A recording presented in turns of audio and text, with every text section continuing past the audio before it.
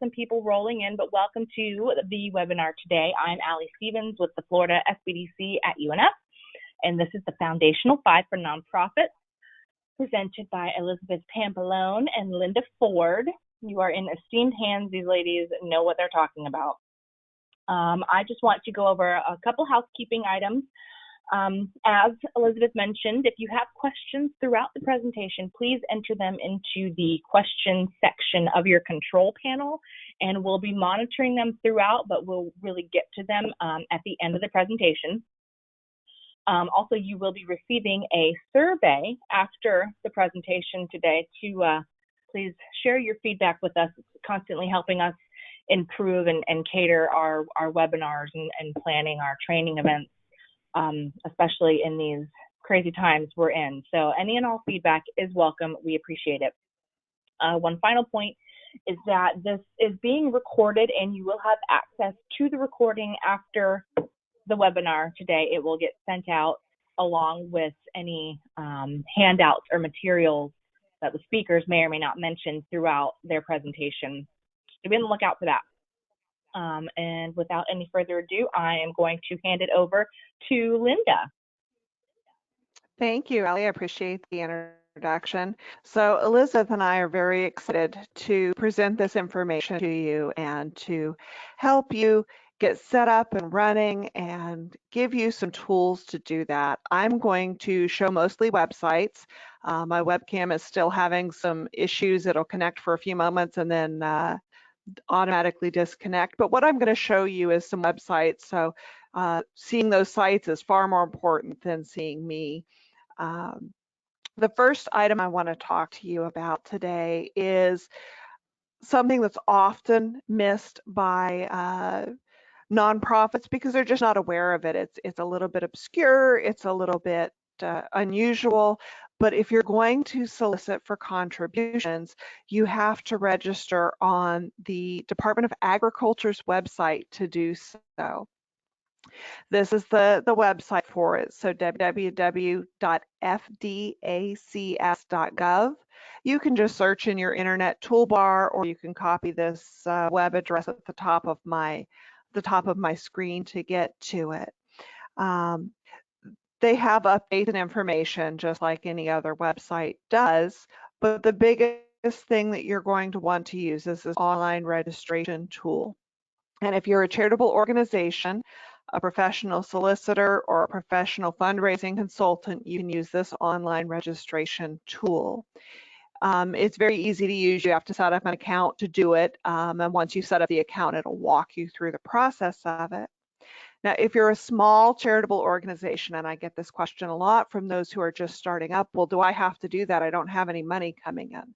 You do, but you may use the small charitable organization sponsors application here on their website to complete that information. Now, to be a small organization, you have to have less than $25,000 in total revenue in the immediately preceding year. But here's the tricky part, and this is down here in this note, but if you exceed $25,000 in revenue at any time, then the small exemption is null and void. So you have to keep track of that revenue as you're going and understand that it very well could be voided in the process of your year.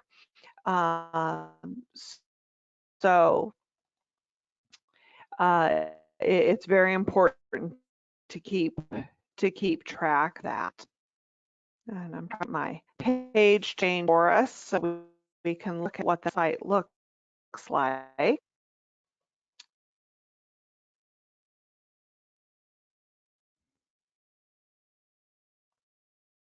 Well, I'll keep talking while I'm thinking. For whatever reason, I'm having internet issues this morning. However, the application comes with several pages of instructions first, and it talks about things that you really need to make sure to complete. And it really very specific, and that I definitely want to make sure that you look at as you're doing this application is the frequently asked questions section. Some of them seem pretty obvious. For example, one of them is asking if you must sign the form or not, and yes, you must sign the form. However, if you don't know the answer to a question, they ask what you need to do, and if you don't know the answer to that question, you may not leave it blank. Okay, now it's going to switch over for me right in the middle of talking about frequently asked questions. Okay, so this is the small application. These are several pages, are instructions. So I apologize, I'm not intending for you to focus on them. I'm scrolling down to the form itself. And you'll just complete with the legal name of organization, your address, and information about your organization. It's fairly easy to do, but it is extremely important for your organization. So I would suggest that you have a professional look over it. If you don't want to have a CPA do it, there are a lot of resources out there for assistance, including the Small Business Development Center at UNF that can help with getting these types of items together. So make sure that you have that application and sure you review your frequently asked questions, because these items are very important. If your financial statements aren't completed by the time that this is required each year, they really won't submit it anyway, even though your 990 is not due yet. There's an automatic extension, and they don't recognize IRS extensions. So it's to work with your tax provider to make sure that the form is completed in a timely fashion. The next item I want to talk to you about today is going to be Form 1023 and 1023EZ. And you can find information on the IRS website at www.irs.gov, and you can search for Form 1023, and this page will come up and give you information. Form 1023 is now required to be filed electronically on pay.gov, which can be frustrating and difficult because there are a lot of pieces of information that have compiled to complete your Form 1023. So the biggest question is, do I file the EZ or do I file the whole form? And you can determine if you file the EZ form by looking at the instructions. And thankfully now my links want to work properly. In the who can file this form section, it gives you the eligibility worksheet. And you have to be able to answer no to every one of these questions to be able to complete Form 1023 EZ. If you expect that your annual gross receipts are going to exceed $50,000 in any of the next 3 years, and this is a projection, this is an expectation. If you answer no to that, then you move on to the next question and you can potentially use the 1023 EZ. However, if you genuinely expect that those revenues are going to exceed $50,000 in the first 3 years, answer yes, stop, and you'll need to complete the Form 1023. The Form 1023 has multiple schedules. We highly recommend that you have a professional assist you with the process. And the reason we recommend that is oftentimes we see the 1023 being rejected or sent back because a question might not be answered properly. The IRS does a wonderful job of wording the questions in such a way that they're confusing. And we've seen several people set up a private foundation when they intend to set up a not-for-profit or a true 501c3. And it's easier to get it right on the front end than it is to go back and fix it. So if you're just in that starting stage, you're getting ready to set up, and you need to find out if you need a 1023 EZ or Form 1023, we would invite you to come in and talk to us for a consultation free of charge to help you determine what that is. We would invite you to go to the Small Business Development Center. What a great resource they are to help get that information vetted before you start the process, because once you start that 1023 and you submit the information, you may find out you've got a struggle that you didn't have to have. My third item that I want to talk about today, that I'll probably talk a little bit more about than the 1023 itself, is Form 990. So if you complete your Form 1023 and you get your letter of determination from the IRS, and it says that yes, you are a 501c3 in whichever form is appropriate for you, you'll have to complete a 990 form. And that 990 form can come in many different flavors. It could be a 990N, which means you have less than $50,000 in gross revenue in a year. It could be a 990 Easy, which would mean you have less than $200,000 of gross receipts and less than $500,000 of assets. Or it could be a full 990 with all of the appropriate schedules that come along with it. And the trick with that is some of schedules have blanks on. So you'll start to fill out your schedule and you'll get to question 8. And if you answer yes or no to question 8, it will determine whether you need to finish that particular schedule. So we highly recommend having a professional assist you with completion of your 990 and ensuring that it is correct. One of the things that the IRS has recently implemented is that 990s are going to have to be electronically filed. So they're not going to allow for paper filing of these forms any longer. Unless, of course, they have to have exceptions, right? It's the IRS. So unless you have a name change, unless it's a short period, you're changing your fiscal year perhaps, and you have a short period, unless your application is pending for your not-for-profit status. So even if you've applied for your not-for-profit status and you're raising money and you're operating as a not-for-profit and you don't have that status back yet, you're still required to complete your 990 form at the end of the fiscal year. This is why, again, we encourage you to use all the time and all the resources available to you to get that 1023 application in as early as possible. Another exception to electronic filing is if the return's being filed before the end of the year. And this is a little unusual because it says unless the return is being filed for the end, before the end of the year, except if it's a final return. I don't know of any other reason why you would be filing your 990 before the end of the year unless it was a final return. So I think someone wrote that and perhaps didn't understand or maybe came up with some exception where that could be the case, but it would be very unlikely.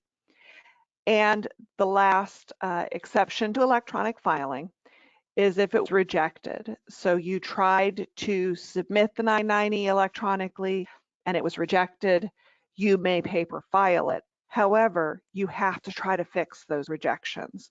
So the IRS doesn't automatically give you pass on completing those rejections. The 990 is the first couple of pages is very straightforward. As you get into it, you see that there's a lot of information, and I'm going to come back to this 4A section in just a minute because that's going to be one of the things that I'm going to talk about in just a little bit. Question and answer section can be very complex, and you have to make sure you get these questions right because they send you to the next schedule and the next section of the 990. So please take advantage of using a professional to have it prepared. Use someone who works with nonprofits on a regular basis. We've seen clients come in who have had a very competent business tax preparer complete their 990 and it's incorrect because they're not used to doing it. They're not used to all of the nuances that are required for it. And this 990, as we'll talk in just a little bit, tells a story for you. It really gives information that other entities need about you. So keeping with our jam-packed process here, records retention is another of these 5 foundational items that you really, really need for a nonprofit. Grant Space by Candid has a wonderful article on how long nonprofit organizations should retain their business-related records. And interestingly enough, it refers you to the 990 instructions also, because those 990 instructions talk about what's required for that informational return.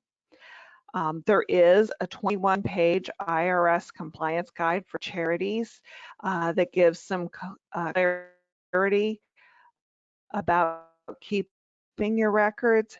And it's actually a very good compliance guide. It's got a lot of information in it. I'll let that start loading while I talk for items. There is also guidance from GrantSpace that suggests conducting an internet search and search state of Florida, Georgia, whatever the case may be, document record retention policy, and that will help you get information about your specific state's recommendations. And then GrantSpace also suggests a couple of websites, and this is www.grantspace.org, and you can just search records retention, or you could search GrantSpace records retention and this article will come up for you. And it gives you some document retention policies for the National Council of Nonprofits. And Blue Avocado has a model document retention policy for nonprofits, both great sources to have at your fingertips. We'll see our application has popped up for us yet. It's trying very hard this morning.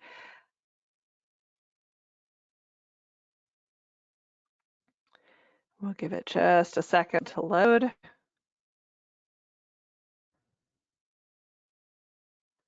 Or two. Unfortunately, the IRS websites reload and refresh constantly, so preloading them doesn't always produce results. But I would recommend this guide for you. It's publication 4221, and I would recommend this guide for you whether you need records retention policy assistance or whether there's something else that you might want to make sure you have. It's got required public disclosures in it. It's got resources for public charities, as well as a significant amount of other information. It is clickable, so if you're using on a computer rather than printing it out, it will take you to each section as you go through it, including information on which form, which version or flavor of the 990 would be appropriate for you. And starting on page 14, it talks about keeping the records, what records should be kept, and how long they should be kept. Starts on page 18. And maybe it'll jump there for me quickly.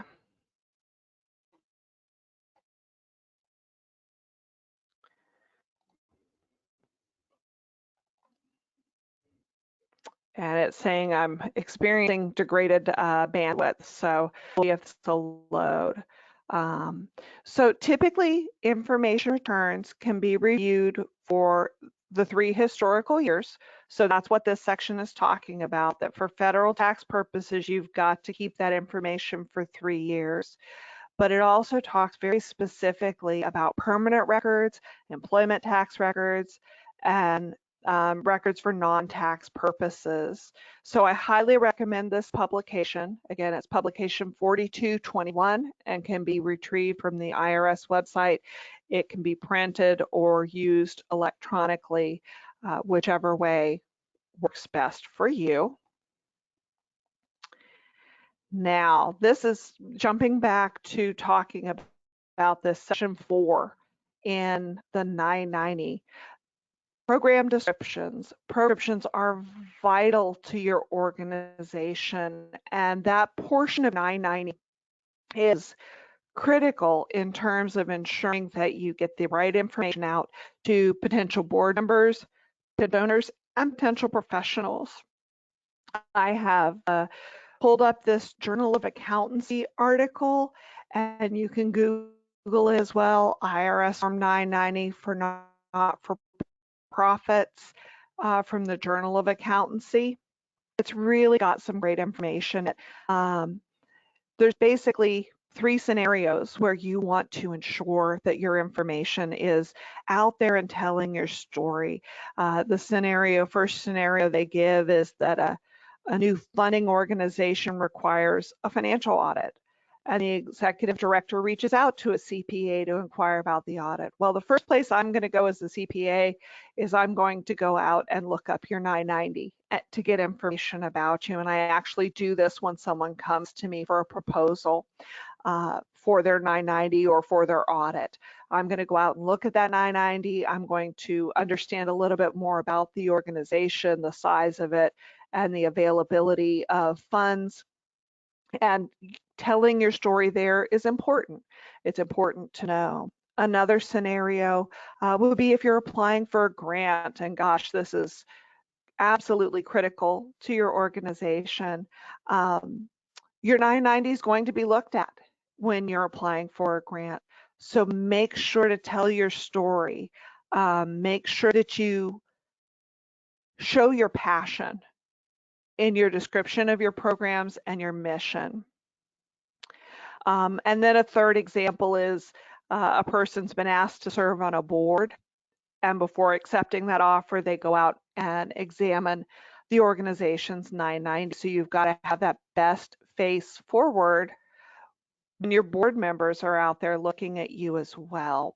All this information is public, of course, so it's critical to describe what you're doing, what good you're doing, and be quantitative about it. It's very, very important to be able to describe in detail how many people you've helped, how you've helped them, where you've helped them, and give specifics on it. This article is a great article. It's got a nice chart here about who the users of that 990 are and what their non-financial objectives are. And it also talks about the narrative sections. We encourage our partner nonprofits to fill out that section fully, but don't overfill it, because if you have too many words in this section, it will flow over to Schedule O, and then the reader of the financial statements has to go look for it. So we encourage rewrites and adjustments every year of that information to ensure that you're completely telling your story, but you're not losing the reader's interest by having it pull over to Schedule O and having them go look for it. Absolutely critical to make sure that you're telling your story. And again, that was a Journal Accountancy article that you may want to go back and read in detail. Okay, so we promised you also a free bonus each, and what I'd like to talk to you about today is accreditation. And it's very interesting that there are a lot of organizations out there that do accreditation for nonprofits. We've all heard of GuideStar, where you can look up someone else's 990 and their transparency level. But there are other organizations that also do accreditation for nonprofits, and you want to make sure that you are getting the right bang for your buck. The Better Business Bureau actually does a great accreditation for nonprofits. For Jacksonville, Florida, there are 96 nonprofit organizations that are accredited. I'm going to use Anaheim Family YMCA in Anaheim, California as today's example, simply because they have a full accreditation on the page. But you can look up by their accreditation. They have a comprehensive accreditation process. So I would say before you start doing it, something you really want to do, really committed to, because you certainly don't want to have a few green checks and a lot of yellow X's and red exclamation points in the process. Lend credibility to your organization that you otherwise wouldn't get. And of course, then you can use the logo and all of the information on your site that shows that you're accredited. And here's what the standards for accountability look like. Better Business board size, board meetings, measure effectiveness, finances, and they look at your fundraising and info. Each of these items is clickable and has a description of what that information is and what the specifics are for it. So I encourage each of you to look at the Better Business Bureau's website and look at the accredited charities section and read what each of these are and determine if you've already got these, would make sense for you to go through the process and get accreditation from the Better Business Bureau, and then be able to share that also with fundraisers and with potential donors to be able to further your organization. So our foundation 5 this morning for accounting, again, is register with the Department of Agriculture. Make sure you file your 1023 or 1023 EZ and have them be accurate. Understand your Form 990 and all of its variations or flavors. Make sure you understand record retention because it can be very critical. Tell your story. And your free bonus is to look into accreditation entities. I'm going to change the presenter here so that our wonderful Elizabeth can tell us some great, I'm really looking forward to this, some great marketing tips. Okay, Elizabeth, you should now enter. All right, well, thank you so much. I really appreciate it. We're gonna go ahead and I'm gonna show my screen here. Let me pull this up. All right, close everything out. So we've got a clean, clean slate, only us working here together.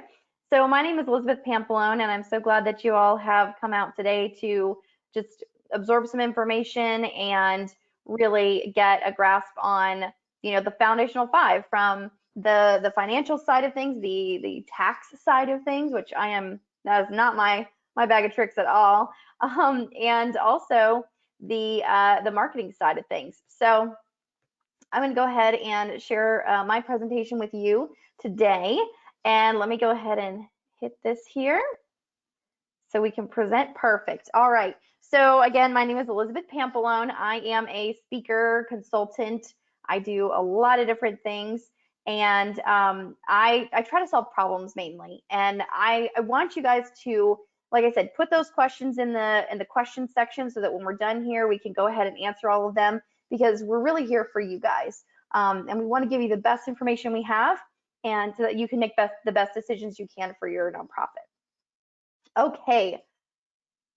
Marketing, a lot of people have misconceptions about marketing. So I want to kind of dispel a little bit of that.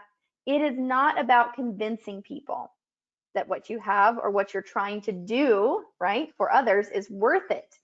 They will already be convinced of this if they're your right customer.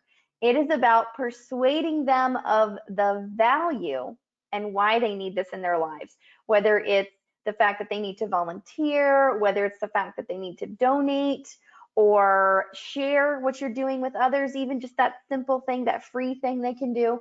So this really does encompass everything from fundraising on a monetary level to volunteering to just getting the word out there about what you're doing to maybe the donors and other donors or constituents even. So we really want to, utilize that and utilize marketing for all of those aspects. All right. So, and I said all that. Yeah, I know it's all me. I believe that there are 5 pillars of marketing. And the first one is your brand. And if you can see in this picture here, she has a cup and it has probably coffee in it, right? Well, in this picture, I'm sure all of you can kind of guess who this is, right? This is what kind of cup? We all know which one it is, right? It's a green label with a mermaid on it. That is Starbucks. Now, they are a brand. They know everything about branding. Same with Apple, Nike. You think of a brand that's big and you'll know that they know their stuff when it comes to branding. And the other thing is, so do you. You know their stuff. when it comes to branding. If you see a picture of a puma, you're going to think of the brand Puma. If you see a picture of a check mark that looks like a swoosh, you're going to think of Nike. If you see an apple that has a bite out of it, whether it's in a rainbow or whether it's silver or black or white, you're going to think of Apple. So there's a lot of things that come around the imagery of this, of a brand. And so when you think about creating a brand, maybe you already have, you say, I have a logo, Liz, I don't need a logo. I've got my colors, our brand is set, just move to the next thing. The thing about branding is it can always be improved, and it has to evolve and change and ebb and flow with what you're doing. Maybe you've slightly changed your mission. Maybe you've pivoted because of COVID. Maybe you've, changed some of the things you're doing over the years if you've been doing this a while. Maybe you're just starting out and you're like, well, my cousin made a logo and it's great. The thing about branding is once you settle on it in the initial stages, it's how people come to recognize you. And it's what you use to push out there. So I'm going to step back through a few of these slides really quickly. And if I want you to just look at this slide just for a second, I'm going to step back. Here we go. Let me go back here. All right. There's some gold on this slide. This slide has green, and this slide has green. My main color for my brand is green. I'm actually wearing green today. If you didn't see it if you can see the camera, I'm wearing green. So green, this green color, this Kelly green, the green that's in my shirt, is very, very important to my brand. Okay. I wear it when I speak. I wear it when I give talks. I wear it when I'm on even Zoom calls. And then the gold color is my accent. I use that everywhere. So if you've ever seen the girl in the green dress, that would be me. If you've ever seen anything that I've put out from our company called Beyond the Cause, and we specialize in nonprofits, you see the green heart, you see me in the green dress, you see all that stuff. Now, I'm not just talking about color, because color does play a huge role, as I've described. And just like we saw with the Starbucks logo, we saw a little green underneath her fingers in that cup, and we can tell that it's Starbucks. So that's part of it. The other part is the psychology of consistency. And if we have a brand and we have a logo that's solid, that we can build our entire nonprofit on top of, right? We need something that we can foundational, right? We're talking about foundational 5. You need that foundational piece that you can build on top of. That brand is so important. The colors you choose, the fonts you choose, the way you display it, whether it's horizontal, vertical, a square, a circle, a triangle, all of those things go into how people perceive the brand and how they perceive the whole company, the whole nonprofit, whatever it is you're trying to do, the cause, everything. So if you've ever seen, maybe some of the recent events have brought some logos and things to mind and to the news and all that you may not have seen before, or may have been not as prevalent as they are now. And you can really tell the messages they're trying to send using their brands, and how their brands, if not consistent, can be confusing. So maybe one time, a group may be putting out this color logo, and then it's this color, and the font has changed, and now the name is slightly changed, and all these things keep changing because of the different groups that are using it, rather than having a united brand that says, we are this group, this is what we do, and everything is the same, so that when you see it, you go, I know who they are. I get it. It makes sense to me, and I'm on board. So the brand is the first foundational piece. Now, I do something called Absolute Marketing. I created it a couple years ago, and it is basically 5 days where we create all of your marketing for an entire year. Yeah, I know, it sounds crazy. Entire year. That's crazy, Liz. That can't be right. You've got to explain. So the brand is actually our first day. So we sit down for day 1 and we create a brand that resonates with your audience, and most of the time with you as well. Sometimes we have a little bit of a difference there. We need to resonate with the audience and not with the owner. But we want to resonate with the audience first, and then of course make the owners happy and everything, and the directors. But we create the brand and we go through the psychology of color, the psychology of fonts, how we lay things out, what we're going to be using it for, how it's going to be used in the future. So we're trying to build something that's has longevity to it. So this brand is not just going to be around for a year, it's going to be around forever. We hope. And so then we go into messaging and mission and vision, and then we write an ebook. That's day one. But that brand, we can't do any of the other 4 days without that brand. We have to build on that brand. It has to be the foundation, the bottom layer, that brick that we just build everything else on top of. Otherwise, all of that other stuff is going to be kind of meaningless if we don't know who we are, what we stand for, and how we present ourselves. So that's the first piece. It is very, very important. And if you don't have a brand currently, I would highly recommend talking with someone about this, because it is, like I said, that piece that may be actually the one thing that's holding you back. Maybe that piece you probably created maybe years ago or months ago, and you just kind of, it was almost like a throwaway piece. I just get a logo real quick. So this piece may actually be the piece that's kind of at the bottom of your pyramid here, and your pyramid goes like this, and it may be toppling your pyramid because it's not solid enough. So talk with somebody about that. If you're seeing issues with some of the marketing you may be doing is not working, and you're thinking, I'm trying everything. It's kind of like the whole dieting thing, like I've tried everything. And then somebody goes, oh, but you missed this foundational piece. Oh, well, that makes sense now. And now you can lose weight, right? All right, so the second thing we do with the day two is the website. We start from scratch and we build an entire website in a day. I've seen people take years building websites, and there are some sites that just take a lot of time and they have a lot of components. I've worked with, corporate, I've worked with, big companies that, I worked with a racing company once, they sold racing tires, and they had so many components, and we were building intranets and all kinds of stuff for them. It took months, and it was great, it was fun. However, they had the time and the resources to put into that.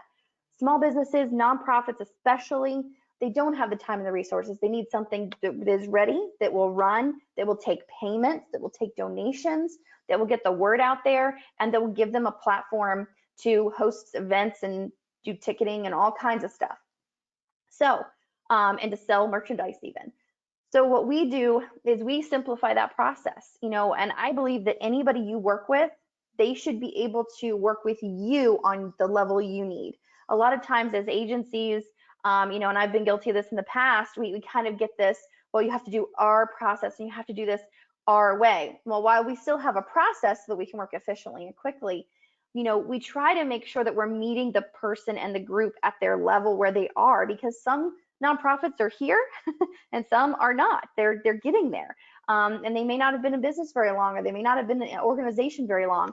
And so what we want to do is find a way to meet each one at their level. So we have some nonprofits we work with that we've built websites for, where they're doing online book fairs and all kinds of crazy stuff. And it takes, we're creating things and doing things I never thought we would do. And then we're working with nonprofits that are just starting. They need some donations coming in. They need somewhere to put some blog posts. And that's all they can do right now. They are getting the word out there. They're hustling, and they're helping so many people and their small level so they can grow big and help more people. So, but the website isn't really possible unless we have that strong brand. We know who we are, we know who we're trying to help, and we know how we're going to present ourselves. So we're using that brand, those colors, those fonts. It makes everything go so much faster when that brand is solid and ready to go. And also, once we've gone over the messaging, what do we want to say? Who do we want to say it to? And how are we going to tell people what we're doing?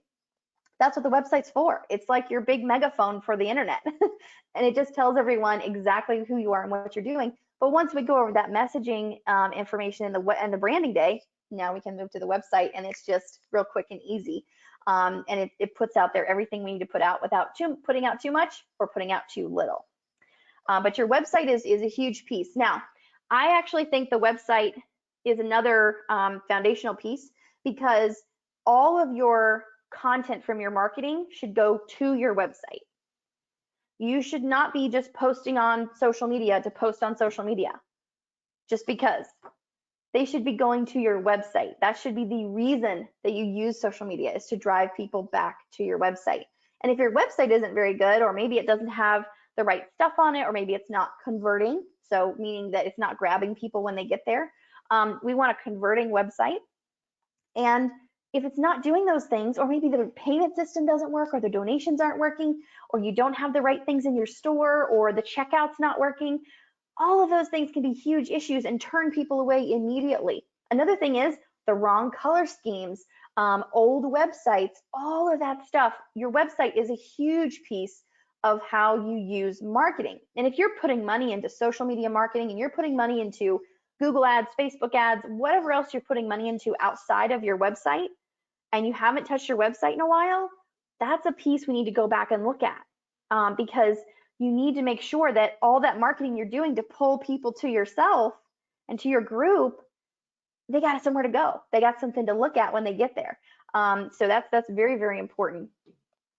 All right, let's go to the next one, social media. So this is day 3 for us, and we love day 3. It is exhausting, but we still love it. We actually end up working with people, and we create 12 months of social media in one day. And I know that sounds crazy. I know it sounds insane. We create 365 algorithm-proof social media posts, create, write, design, and implement, which means we schedule them in for one whole day. And this is something that I highly, highly, highly recommend for small business owners, especially for nonprofits. The reason I recommend this for nonprofits is because usually the director's the one doing all the things, wearing all the hats. And this can be extremely draining for them when they're trying to sit and put out fires and write emails and get donations and all the 50 million other things they're trying to coordinate. And then they get home, they go to bed at night, and then they sit up and they go, I forgot to post on social media. I've heard that from so many people, and it's so true. I think so many people go through this, and I've heard the stories of this, and like they get up in the middle of the night, they write on post-it notes, got to do this tomorrow, got to do this, got to remember that, and it's like that can be eliminated. Let's take this off of your plate. So I had developed a formula that is very simple and very easy, and basically we go through, we create a schedule for the week, and once that schedule is ready to go, we start writing those posts. Boom, boom, boom, writing, creating graphics.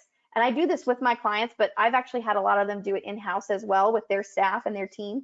They set aside a day, they order in some lunch, and they just focus. And what I find is when you sit down for a day, and this is why our 5-day system like works really, really well and is insanely crazy fast, is because when you sit down and you let your brain focus on one thing at a time, and you're not distracted by anything else, you're not checking your phone, you're not, oh my gosh, I gotta let the dog out, I gotta do this, I gotta do this. The phone's not going off the hook, you're not checking email. I know, crazy, not checking email for a whole day. So once you let all that go, and the first 2 hours of the social media day or any of our full days is just chaos for the person. I mean, it's just, they're like, oh, and they kind of feel like that, like the itch, like I gotta check my phone, I gotta check my email. And the thing about that is you don't. And once your brain like recognizes that, and that first hour goes by and you're working on social media, and that second hour goes by and you're starting to get creative, your brain goes, wait, I only have to think about one thing for the whole day. That's it. Oh, I got this. Then it goes into hyper mode. It's crazy. And so I love seeing when clients have that happen, because they just get this hyper focus and they can just do so much in such a short time. And so I recommend that for people who just want to try it on their own. You can knock out maybe not 12 months when you first start out if you're kind of doing it on your own, but you could do 3 months. You could say, you know what, I'm going to sit down for the day, or for maybe half a day, from 1 to 5 today, and I'm just going to knock out all of my social media posts for the next 3 months and just be done. That's my clock again, sorry. I forgot it was chiming. So you can actually sit down and just create your schedule, start writing the post day by day by day. And once you sit down and you let your brain focus on that one thing, just takes off. It's incredible. And so that's another really great quick piece that you can do on your own at any point. The other piece that kind of goes along with that is blogging. Now, I'm going to tell a quick story about blogging, because I feel like it's so important, and a lot of people kind of discount it because, well, who's going to read my blog? I don't have anything to say. It's all been said. Those are some excuses I find people will use when I try to get them to blog. So I believe that you can write a blog post in 10 minutes. It should take you about a minute a sentence. And if you can write 3 sentences per paragraph and 3 paragraphs, that's a blog post. So it's 9 sentences. So can you write 9 sentences? I think so. And can you do it in 10 minutes? Maybe, probably, if you tried. So if you could do that, then you can write a blog post. They don't have to be long. Seth Godin is really one of the best marketers in the world right now, and he writes a lot of books. I'm sure you've probably seen some of them or read some of them. And his blog sometimes is 1 sentence. That's it. Other times it's paragraphs and paragraphs and paragraphs. So it's definitely something that's doable to write a 9-sentence blog. One of the things about blogging is in recent years, and actually in the recent, like I would say last year or so, Google has started to move away from the keyword stuffing and all that stuff we've seen with social media, search engine optimization, SEO. You guys have heard all these terms. Some of them you know, some of them you may not. But all of that stuff, right? Google is actually moving away from some of it. Believe it or not, their algorithm changes every day to begin with, but they're actually starting to make a dynamic shift away from that. And what they're moving towards is human marketing. That's what I call human marketing. And what that means is I'm a person, I have something to tell you, and I'm going to tell it to you in human terms without a bunch of keywords. And I'm going to tell it to you in a way that you're going to search for it. So for example, there's a company here in Jacksonville locally called Snyder Heating and Air. And they work with a company called PRC, which I love. They're amazing. And they're one of my colleagues. And they do a ton of search engine optimization, social media marketing. They do all the stuff that we do as well. And they do it for larger companies. And so what they did was they worked with Snyder and they said, okay, we're going to create some blog posts for you to put out on your website. And one of the blog posts that was on their site is a question. It says, how do I cool my second floor? I think that's what it is. How do I cool my second floor? Or how do I keep my second floor cool? Something along those lines. And what they found was that was one of the #1 search questions on Google. How do I cool my second floor? And a lot of the times the answers were very, very simple. Maybe it was their filter, maybe they needed to check their drain line, maybe their air conditioner, their compressor had gone out, maybe there was all these things, right? They could check before they call a person, right? So Snyder put together a list. They explained each thing, how to do it, very simple steps. Like I said, check your filter, is it clogged? Make sure your drain line, make sure you pour bleach, like all that homeownery stuff, right? And they just put those simple things, and at the bottom they said, and if you have a problem and you can't, one of these things doesn't solve it, you call us. We're Snyder Heating and Air. So they left this on their website since 2013, I believe. Right now, in the last time I heard this story from PRC, they were getting around 3,000 hits a day. That only helps their local SEO. That only helps their local reach, even though a lot of those hits are from Canada, Europe, Asia, like all over the place, right? So even though and then all over the country. So they're not even here locally. They can't even use this service. But the reach that this article had, something so simple that you would think, well, people should know that, right? Sometimes they don't. And sometimes the way something is presented is going to be the key. It's going to be the ticket that makes it big. So how do I cool my second floor is a question that is asked a lot on Google apparently, and they used it as their title of their blog post. And let's say we did the same article and we said 5 things you should do to maintain your air conditioner every month. Sounds so boring, right? Ugh, boring. So which one would you actually click on? Maybe you're not even looking for 5 ways to maintain nobody cares about that in that term, right? It's how do I cool my second floor? I have an immediate problem. I'm finding an immediate fix for this. You're helping me. You're telling me how to do it. And now I've either fixed my problem or seen that you kind of know what you're talking about because you gave me all these free tips. So who am I going to call when I actually have an issue and I'm in your area and you're local to me, right? So it was just a really great example of how blogging can be extremely helpful, whether it's local people seeing it and you're being able to help local people, or if you're able to help nationally or internationally. So it doesn't really matter how far the reach goes. You're helping people regardless, and you're also helping your own marketing efforts by bringing in good SEO, more traffic, more traction, which only helps your website, which only helps your efforts locally as well. So it doesn't matter how far you're trying to reach, all of that's going to be helpful. So blogging is key. And having blogs that have some longevity, meaning something that's called evergreen, where you can actually write something today and it's great for the next year, 2 years, 3 years, 4 years, 10 years down the road. Because there's a lot of stuff in our content that we write, whether even COVID aside, right? Even beyond that, marketing principles haven't changed. I haven't changed any of our marketing principles, even with COVID, because those principles are the same pretty much today, now, and forever, until they change with the times, as far as, you know, a new platform comes out or something like that. So those little tweaks will always be there. But there's content about the psychology of color, the psychology of fonts. That content for me is the same. That's not going to change. So I'm sure that you have some of that type of content as well that you can use in blog posts, that you can use to explain things to people.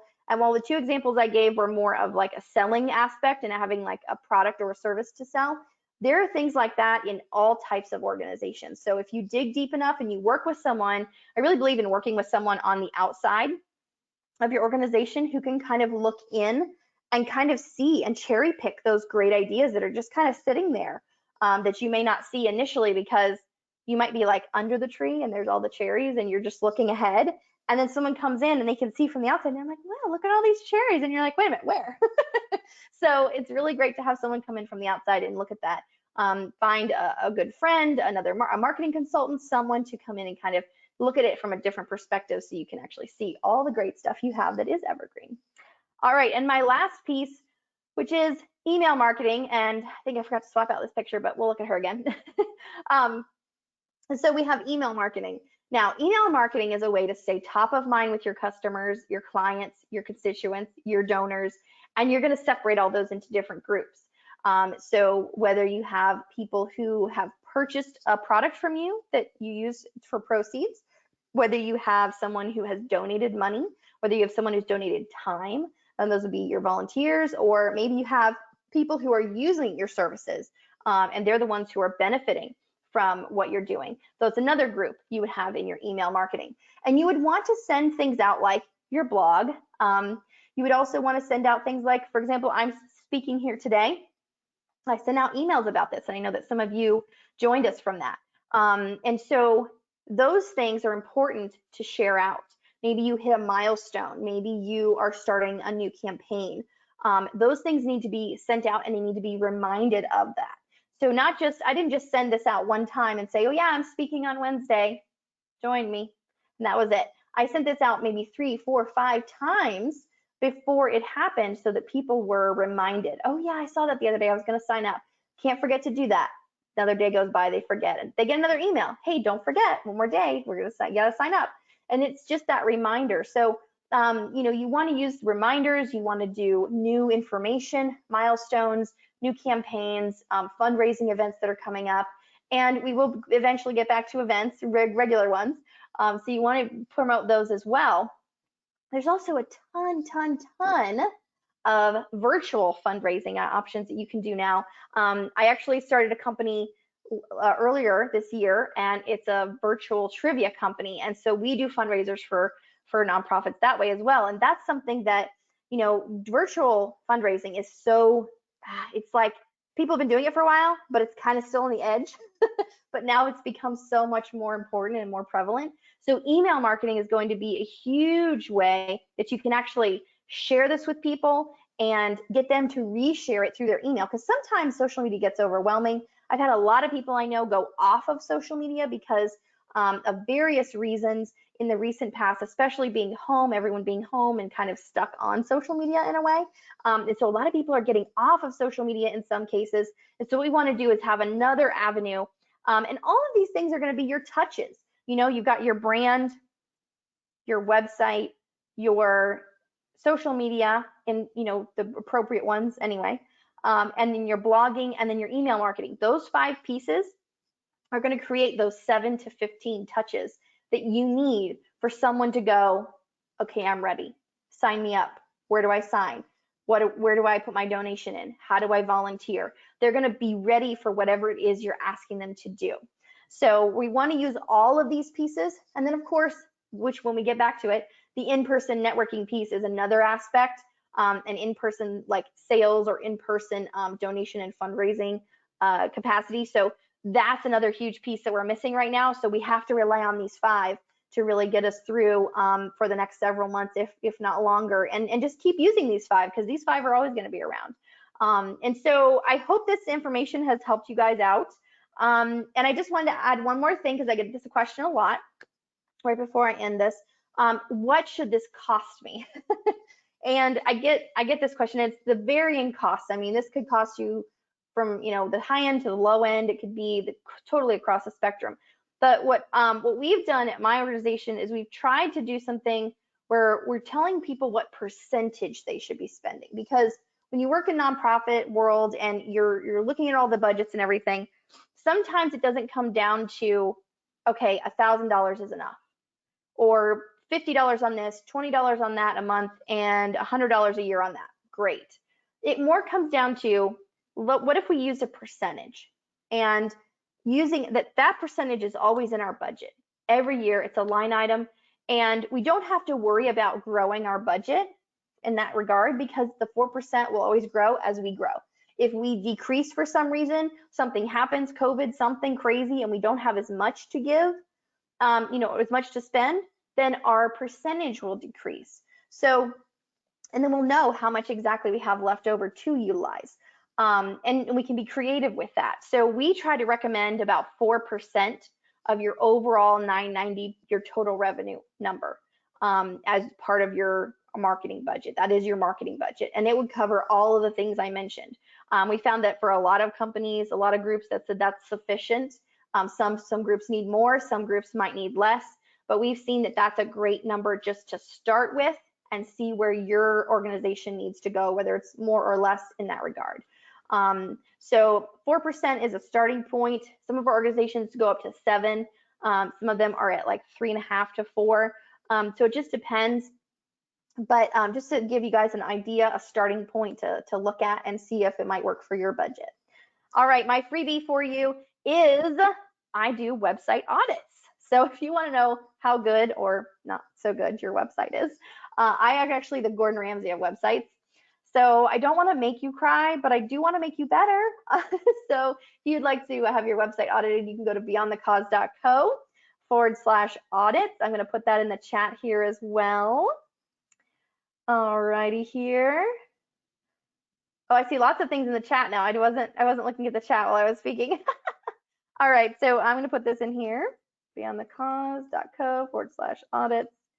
All right, so you guys have that. And I hope that this has been helpful to you. And if you'd like that audit, I'd be happy to send you one. It does take me a couple days to get to them, but I will get to you guys as soon as I can. So hopefully you guys have had a good time today, and I'm happy to hear the questions if Allie's ready.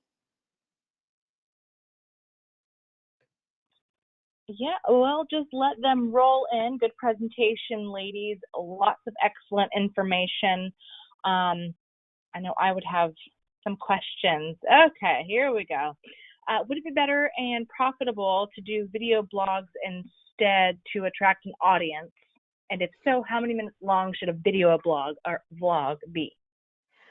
Well, I think video is okay. However, with the way that the internet is and will continue to be, even though what I mentioned about SEO not being so much keyword driven, it's still searchable. And videos are not searchable unless you subtitle them and you do transcriptions. So if you're going to do video, that's fine, but you absolutely have to have transcriptions. I'm going to give you guys a link also for, let's see. Okay, Camgar, and he does a daily video, and he does transcription and he does subtitles. So it'll give you an idea of what a video blog would look like, that you will need to do a little bit of extra work, some editing. You'll need to do the transcription, and you'll need to take the transcription and put it into subtitles. So he's got a really good example of that, and you can kind of see what that would look like.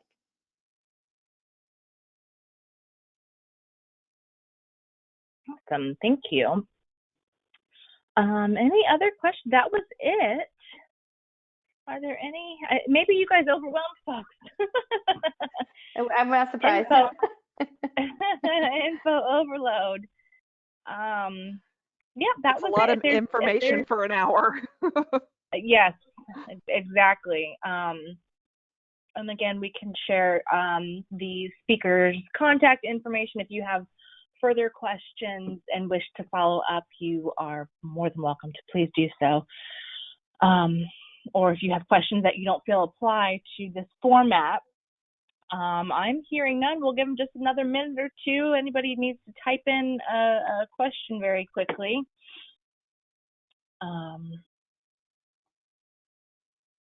I'm not seeing, not seeing any more coming in, guys. So I think with that, we'll go ahead and call it a day. Thank you, everybody, for attending. To our speakers, Linda and Elizabeth, thank you very much for this awesome information. We look forward to putting it to good use. Going once, Thank you so going much twice for on the questions. Thank you. Oh, we got another one. Oh.